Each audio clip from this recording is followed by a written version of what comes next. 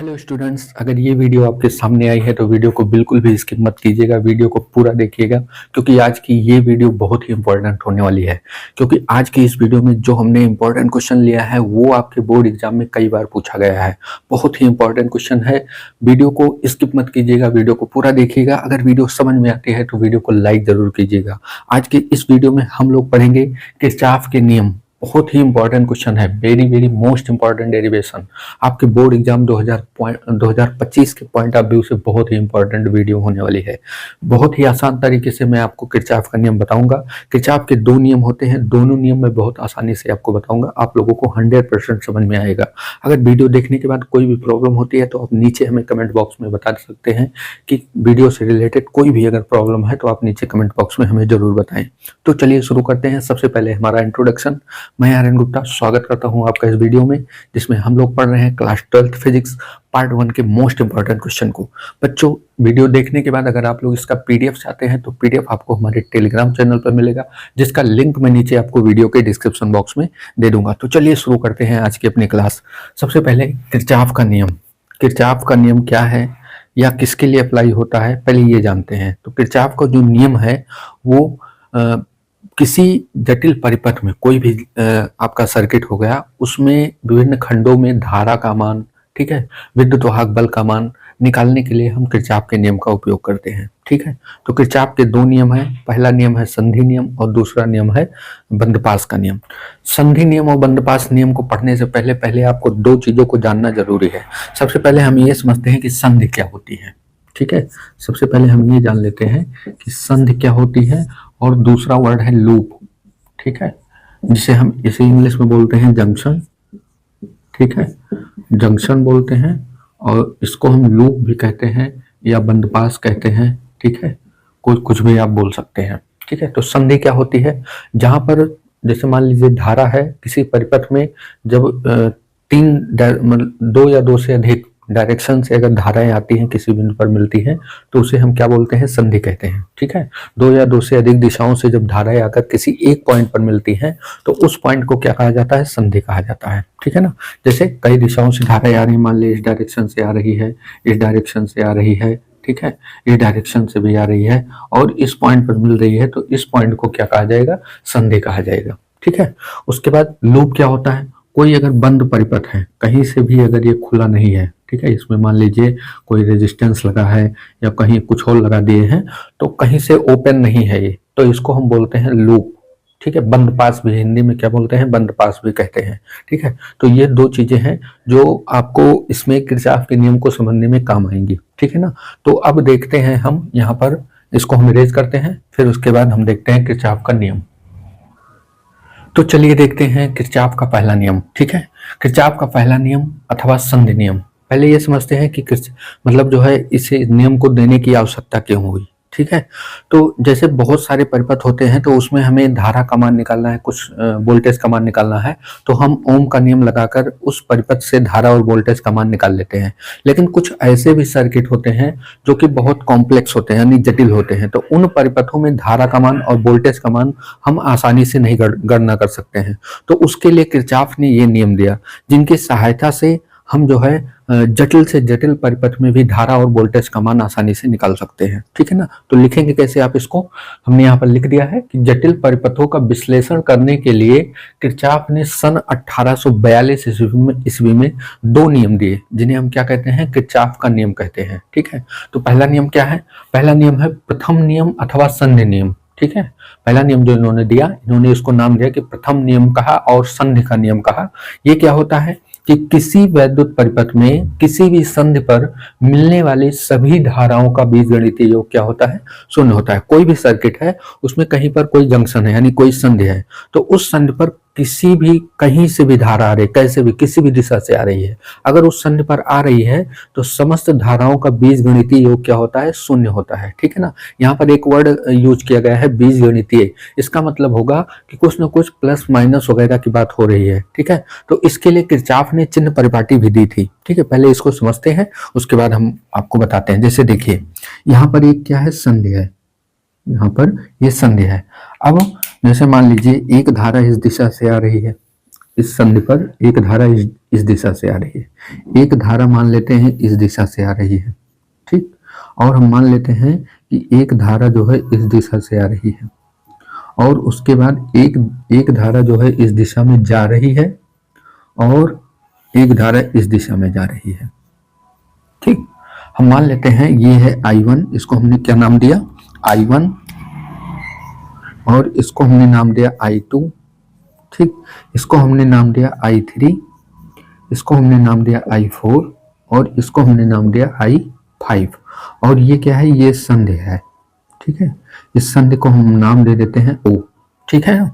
तो यहाँ पर क्या बताया, किसी वैद्युत परिपथ में किसी भी संधि पर मिलने वाली सभी धाराओं का बीजगणितीय योग क्या होता है, शून्य होता है, अर्थात सिग्मा आई बराबर 0। तो बीजगणितीय योग होगा, इसलिए हम यहाँ पर चिन्ह परिपाटी लगाते हैं। क्या लगाते हैं, चिन्ह परिपाटी लगाते हैं। तो यहाँ पर चिन्ह परिपाटी क्या है, देखिए यहाँ पर लिखते हैं चिन्ह परिपाटी। किरचॉफ ने इस नियम को लगाने के लिए क्या बताया, चिन्ह परिपाटी बताया, जिसे हम इंग्लिश में बोलते हैं साइन कन्वेंशन। साइन कन्वेंशन, चिन्ह परिपाटी क्या थी इनकी, तो दो बातें आप लोग ध्यान रखिएगा चिन्ह परिपाटी के लिए। जो संधि की ओर धाराएं आती हैं जो संधि की ओर धाराएं आती हैं, यहां पर लिखेंगे संधि की ओर, संधि की ओर आने वाली धाराएं, ओर आने वाली धाराएं, संधि की ओर आने वाली धाराओं के लिए, आने वाली धाराओं के लिए, धाराओं को पॉजिटिव चिन्ह के साथ लिया जाएगा, पॉजिटिव चिन्ह के साथ लिया जाएगा, चिन्ह के साथ लिया जाएगा, ठीक। इन्होंने क्या बताया कि जो धाराएं संधि की ओर आएंगी उनको हम कैसे लेंगे, पॉजिटिव चिन्ह के साथ लेंगे। ये दूसरा चिन्ह परिपाटी इन्होंने बताया कि दूर जाने वाली धाराओं के लिए, संधि से दूर जाने वाली धाराओं के लिए, दूर जाने वाली धाराओं के लिए, धाराओं के लिए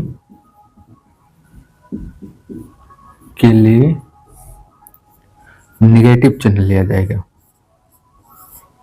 नेगेटिव चिन्ह लिया जाएगा, ठीक। तो ये दो चिन्ह परिपाटी इन्होंने बताया, किसके लिए, संधि नियम के लिए, ठीक है ना।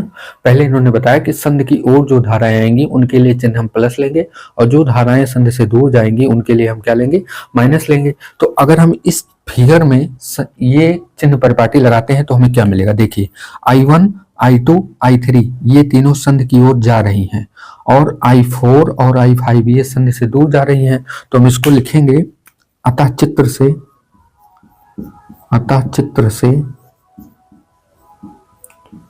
से क्या है, I1 plus I2 plus I3 minus I4 और माइनस I5, ठीक है।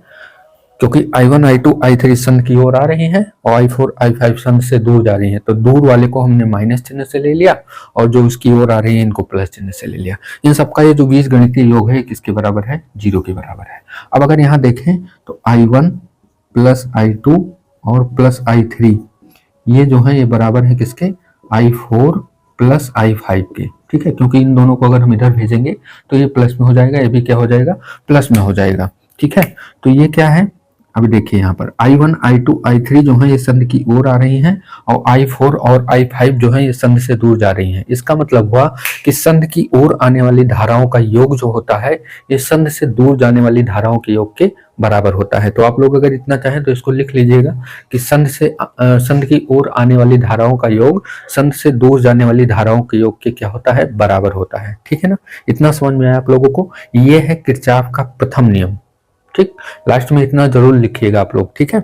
उसके बाद अब देखिए एक चीज और, इसमें यहाँ पर देखिए ये कुल धाराएं हैं संधि की ओर आ रही हैं, और ये कुल धाराएं हैं जो संधि से निकल रही हैं, ठीक है। कुल धाराओं, आने वाली धाराओं का योग जाने वाली धाराओं के योग के बराबर है। इसका मतलब है धारा आ रही है मतलब आवेश आ रहा है, ठीक है। तो जितना आवेश आ रहा है उतना आवेश जा रहा है, ठीक है, कोई आवेश की हानि नहीं हो रही है।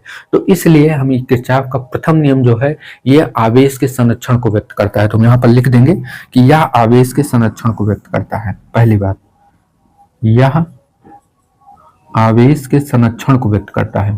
एग्जाम में क्वेश्चन पूछा जाता है कि किरचॉफ का कौन सा नियम आवेश के संरक्षण को व्यक्त करता है, तो संधि नियम जो है ये आवेश के संरक्षण को व्यक्त करता है। ठीक है, यह आवेश के संरक्षण इसको इंग्लिश में बोलते हैं कंजर्वेशन ऑफ चार्ज, आवेश के संरक्षण को व्यक्त करता है आवेश के कंजर्वेशन ऑफ चार्ज। ठीक है, दूसरी बात, चूंकि ये धारा का नियम है इसलिए इसे किरचॉफ का करंट लॉ KCL, ठीक है, धारा का नियम भी कहते हैं। ठीक है, इसे किरचॉफ का धारा नियम भी कहते हैं। किरचॉफ का धारा नियम शॉर्ट में इसे लिखेंगे KCL भी कहते हैं। ठीक, ये इतना आप लोग लिख दीजिएगा। ठीक है, कभी कभी एग्जाम में क्वेश्चन पूछ लेता है कि किरचॉफ का KCL नियम लिखिए। KCL मतलब किरचॉफ करंट लॉ, किरचॉफ का धारा नियम। ठीक है ना, तो शॉर्ट में भी इसे आप लोग याद रखिएगा। ठीक है ना, बहुत ही आसान है, समझ में आया होगा आप लोगों को। इतना स्क्रीनशॉट लीजिए, उसके बाद देखते हैं हम लोग दूसरा नियम, किरचॉफ का जो दूसरा नियम है, बंदपास का जो नियम है, उसको हम लोग किस तरह से ड्राइव करते हैं और वो नियम किसका पालन करता है। ठीक है, स्क्रीनशॉट लीजिए, उसके बाद देखते हैं।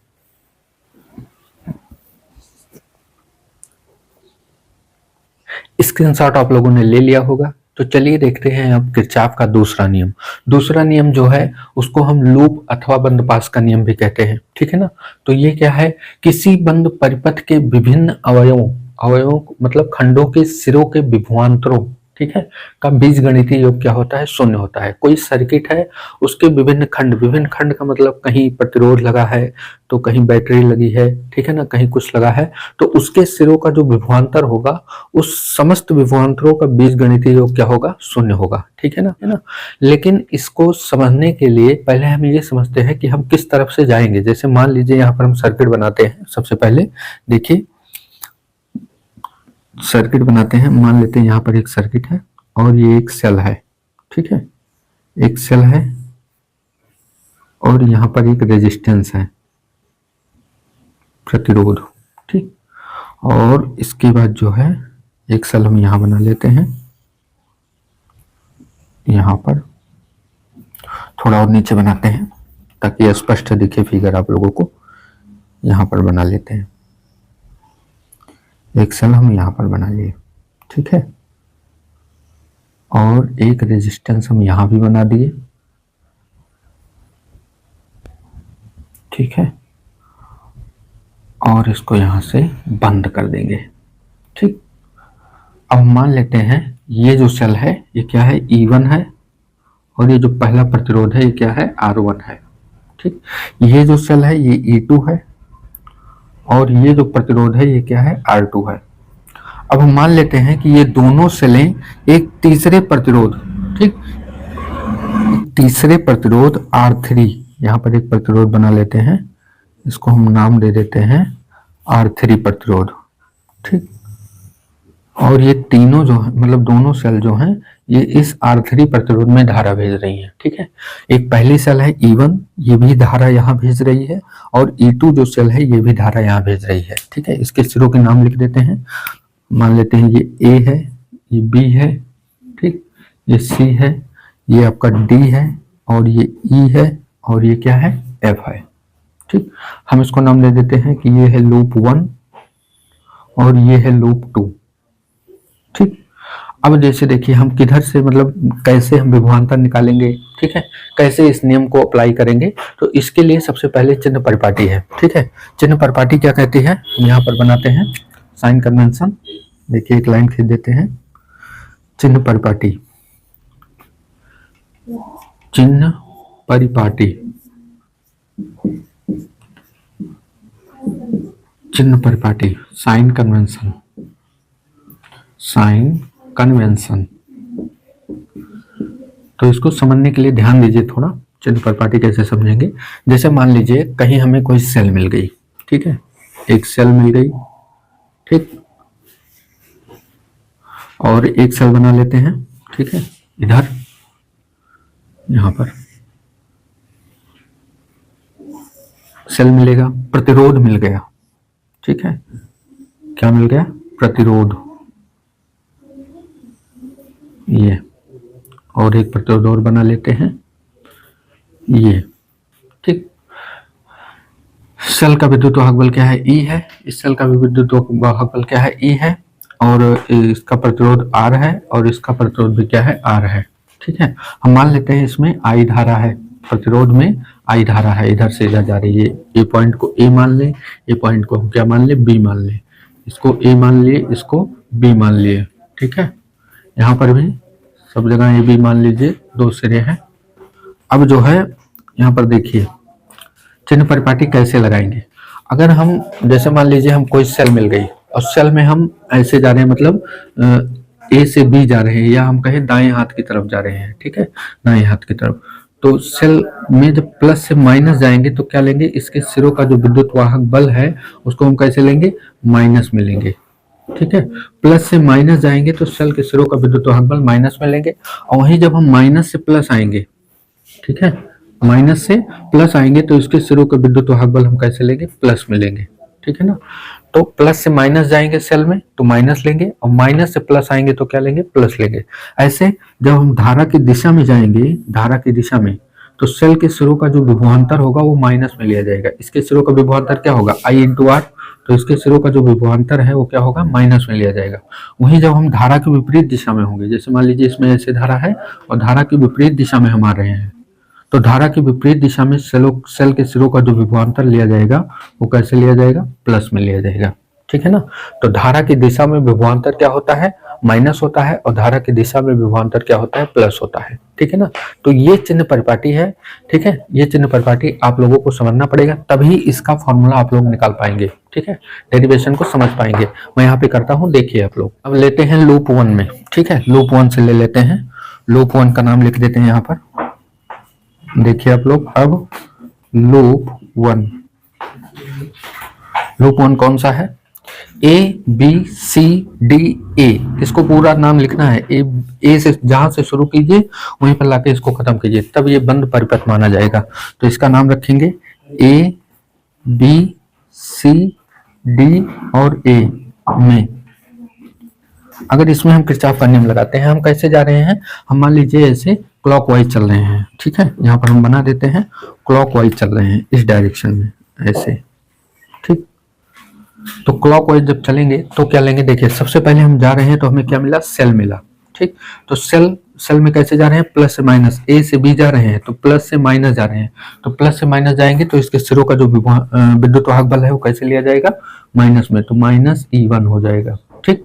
उसके बाद फिर हमें क्या मिला, प्रतिरोध, ठीक है, क्या मिला, प्रतिरोध मिला। तो इसमें धारा कैसे जाएगी, मान लीजिए पहले सेल है तो इसमें धारा ऐसे आ रही है, यहाँ से धारा I1 निकलेगी और ऐसे जाएगी I1, और इसमें जो है I1 धारा इसमें जाएगी इस डायरेक्शन में, ठीक है, I1 धारा, ठीक।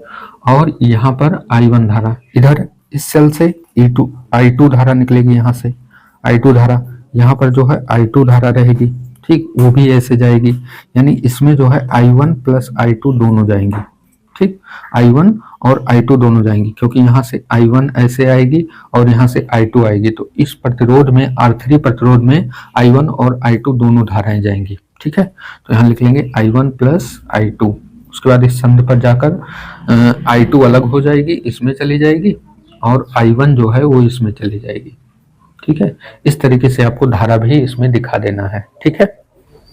अब देखिए यहाँ पर जो है हमने क्या लिखा, सबसे पहले हम गए प्लस से माइनस, ए से बी जा रहे हैं, प्लस से माइनस, तो प्लस से माइनस जाने पर सिरों का विद्युत वाहक बल माइनस में लिया जाता है, तो इसके सिरों का विद्युत वाहक बल -E1 हो गया।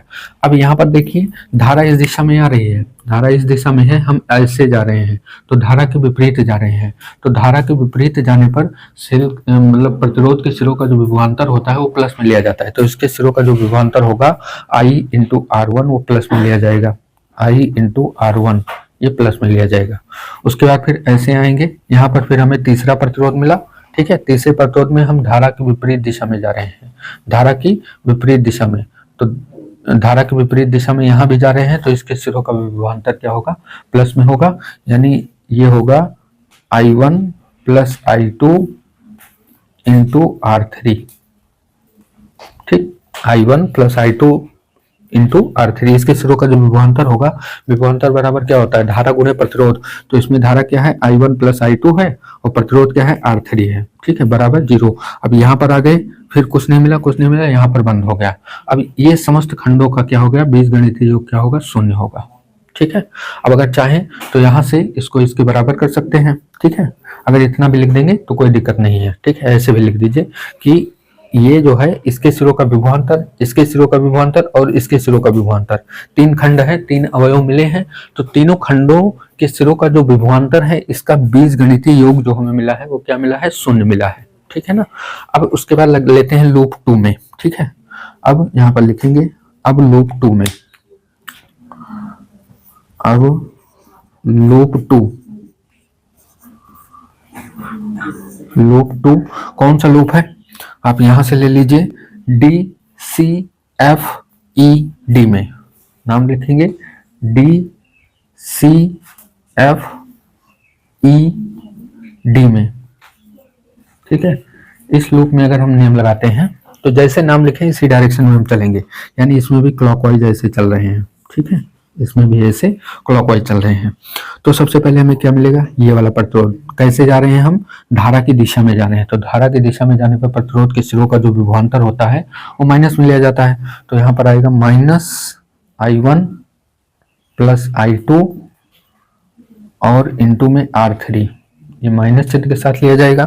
और उसके बाद फिर हम यहाँ जाएंगे, तो हम यहाँ पर धारा की दिशा में है, तो इसके सिरों का भी विभवांतर माइनस में लिया जाएगा। यहाँ पर देखिए धारा ऐसे आ रही है, ऐसे जा रही है ना, तो धारा की दिशा में हम भी जा रहे हैं, तो इसके सिरों का विभवांतर माइनस में, कौन सी धारा है, I2 और इंटू R2, ठीक। यहाँ पर देखिए इसमें कौन सी धारा है, I2 धारा है और प्रतिरोध क्या है, R2 है, तो I2 इंटू R2। उसके बाद फिर हमें क्या मिला, सेल मिला, तो सेल में हम ऐसे आ रहे हैं, तो पहले क्या मिलेगा, माइनस से प्लस मिलेगा, तो अगर हमें माइनस से प्लस मिलता है तो सेल के सिरों का जो विभवांतर होगा वो कैसे लिया जाएगा, प्लस में लिया जाएगा, तो प्लस E2 हो जाएगा, ये प्लस E2 बराबर में क्या हो जाएगा, 0 हो जाएगा, ठीक है ना। तो ये है किरचॉफ का दूसरा नियम, बंद पास का नियम, ठीक है। इससे हमने ये सिद्ध कर लिया कि जो है किसी भी बंद परिपथ में विभिन्न खंडों के सिरों का विभवांतरों का योग जो होता है वो क्या होता है, शून्य होता है, ठीक है ना। आप लोग लास्ट में इसको भी लिख देना कि अतः स्पष्ट है कि किसी बंद परिपथ में चालक के विभिन्न खंडों के सिरों के विभवांतरों का बीजगणितीय योग क्या होता है, शून्य होता है। ये चीज हमने देख लिया, ठीक है ना, समझ में आया आप लोगों को इतना। ये है बंद पास का नियम। इसे हम मतलब जो है किसका नियम कहते हैं, वोल्टेज का नियम कहते हैं, क्योंकि ये क्या बता रहा है, विभवांतर बता रहा है, विभिन्न खंडों का विभवांतर बता रहा है। तो हम लिखेंगे इसमें कि यह, यहाँ पर लाइन डाल के लिख लेते हैं, पहला इसे वोल्टेज,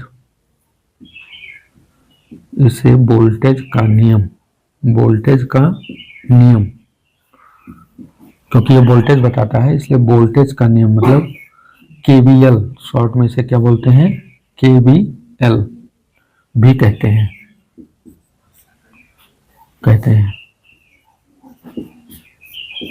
KVL का मतलब हुआ किरचॉफ वोल्टेज लॉ, जैसे उसको KCL कहते थे, इसे क्या बोलते हैं, किरचॉफ वोल्टेज लॉ। समझ में है आप लोगों को, इसे हम KVL कहते हैं। और ये जो है किसको, जैसे वो वाला नियम था, पहला नियम था आवेश के संरक्षण को व्यक्त करता था, अब ये वोल्टेज को संरक्षित करेगा। वोल्टेज मतलब ऊर्जा, वोल्टेज मतलब क्या होगी, ऊर्जा, मतलब जितनी ऊर्जा इस सेल से है उतनी ऊर्जा इसकी है, प्रतिरोधों में खर्च हो जा रही है, दोनों बराबर हैं। इसका मतलब हुआ कि यह जो है ऊर्जा संरक्षण को व्यक्त करता है। किरचॉफ का दूसरा जो नियम है यह ऊर्जा संरक्षण को व्यक्त करता है, लिखेंगे यह ऊर्जा संरक्षण को व्यक्त करता है, ऊर्जा संरक्षण, जगह नहीं है बच्चों यहाँ पर, संरक्षण को व्यक्त करता है। आप लोगों को स्क्रीनशॉट में क्लियर दिख जाएगा, ठीक है, व्यक्त करता है, व्यक्त करता है। एग्जाम में ऑब्जेक्टिव में क्वेश्चन पूछ सकता है कि किरचॉफ का दूसरा नियम किस नियम को व्यक्त करता है, तो आप लोग लिख सकते हैं ऊर्जा संरक्षण के नियम को व्यक्त करता है। ठीक है ना, समझ में आया होगा आप लोगों को। इतना स्क्रीनशॉट ले लीजिए, फिर आगे देखते हैं।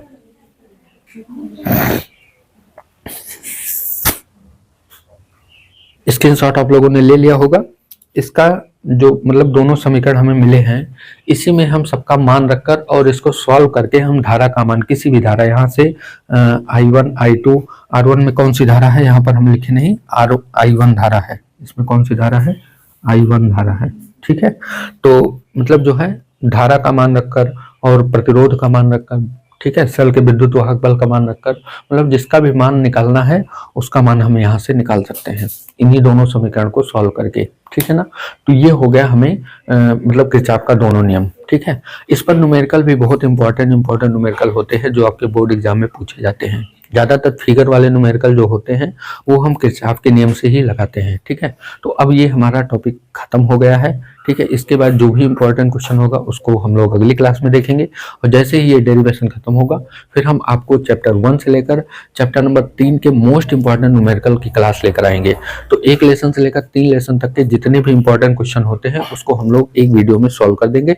उसके बाद फिर बाकी जो लेसन बचे हैं उसके मोस्ट इंपॉर्टेंट डेरिवेशन को देखेंगे। तो आज की क्लास के लिए इतना ही रखते हैं, बाकी हम लोग देखेंगे कल की क्लास में। इसका PDF आप लोगों को हमारे टेलीग्राम चैनल पर मिल जाएगा, जिसका लिंक मैं नीचे आपको वीडियो के डिस्क्रिप्शन बॉक्स में दे दूंगा। वीडियो पसंद आई है तो वीडियो को लाइक जरूर कीजिएगा। आप लोग लाइक करते हैं, कमेंट करते हैं तो मोटिवेशन मिलता है। ठीक है, लाइक जरूर कीजिएगा और कमेंट करके जरूर जाएगा। बाकी अगर आप चैनल पर नए हैं तो चैनल को सब्सक्राइब जरूर कीजिएगा, क्योंकि यहाँ पर आपकी बेहतरीन तैयारी कराई जा रही है। ठीक है, बाकी मिलते हैं हम लोग कल की क्लास में, तब तक आप लोग पढ़ते रहें, मस्त रहें। जय हिंद, वंदे मातरम।